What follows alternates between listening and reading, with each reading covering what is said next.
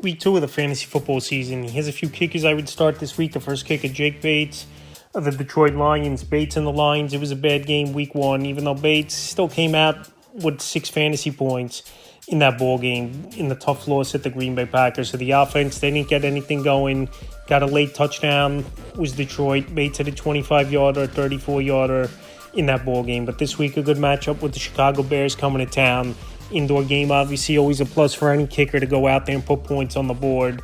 And we know this is a high-powered offense. I just think first game of the year, division matchup, Green Bay Packers, they were ramped up. Obviously, the Micah Parsons deal as well had them even more energized, I think, going into that ball game. And Jake Bates, he's been a solid kicker the last season now on a high-powered offense. And this week, as a whole, I think Bates and this offense bounces back, and he's a good start. The next kicker, Tyeler Wheatley with the Baltimore Ravens. Tyeler Wheatley, I mentioned him as an ad this week, and the opportunities are going to be there for Loop week in and week out. In week 1, it was a good showing. I know he missed an extra point, and that did come back to bite them, where they lost 41-40 at the buzzer, was Baltimore. But it was the defensive breakdowns late in that game, not just an extra point. Week 1, like I said, Loop, a 54-yarder, 43-yarder, and 4 extra points in that game. So he's on one of the best, if not the best, offenses in all pro football is Tyeler Wheatley. And like I said, chances are going to be there week in and week out for this Baltimore Raven team and for Tyeler Wheatley to put points on the board. So after a good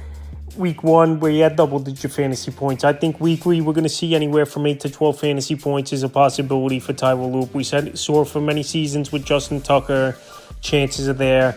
And his 50-plus yard kicking ability is very good, in my opinion. Next kicker, Harrison Butker of the Kansas City Chiefs. Harrison Butker, he's been a mainstay in this kicking game for the Kansas City Chiefs, obviously, for many seasons, and he's been one of the better kickers in fantasy football over the last 3 to 5 seasons is Butker. I know he had one down year a few years ago and a couple injuries here and there. He got the contract extension in the offseason, and Harrison Butker, week 1, it was, besides the extra point missed, he hit a 50-plus yarder, 34-yarder, and a 27-yarder in that game in Brazil at the Chargers. So week 2, Super Bowl rematch, Philadelphia Eagles coming into Arrowhead versus the Kansas City Chiefs. And we know Harrison Butker, a lot of clutch kicks in his career in Arrowhead. So this is going to be a tight ball game. Like I said, Super Bowl rematch. Field goals are going to be a big part of it, no doubt about it.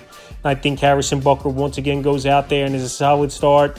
And this Chief offense, we've seen it as well over the last few seasons. A lot of stalling out for them, unfortunately, where Mahomes' numbers have gone down the last 2 seasons, and field goals have been more of an opportunity than just for extra points for Butker. Next kicker, Wil Lutz of the Denver Broncos. Wil Lutz, he's resurrected his career over the last few seasons since he got traded to the Denver Broncos to reunite with Sean Payton. And week 2, a good matchup at the Colts indoor game.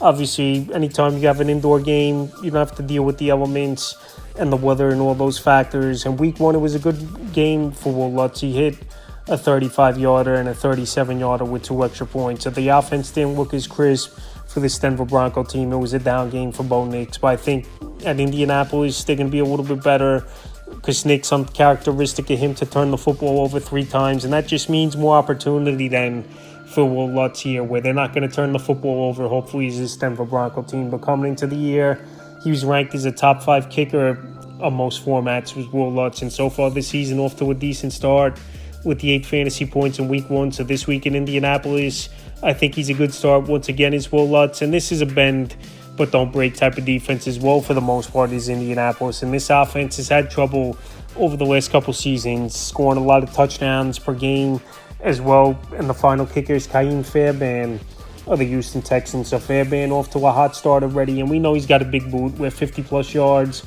isn't a problem for him. And we saw him hit 2 of those in week 1 at the Los Angeles Rams. And this offense, they're going to have trouble, I think, all season long. Besides Nico Collins, there's not much going on, unfortunately, in this offense for Houston right now, where there's not a legit number 2 threat in the passing game, and the backfield with a collection of guys like Nick Chubb, Damian Pierce, Woody Marks, I don't think is the answer as well. So we saw they couldn't score a touchdown in week 1, so 3 field goals it was for Fairbairn. And here week 2, they're going to have to put points on the board, and they're back home, which is an indoor game, because we know Tampa Bay, they put points on the board early and often. But I think Fairbairn, once again, 2-3 field goal chances at minimum we're going to see. He's back home in an indoor stadium, which is always a plus.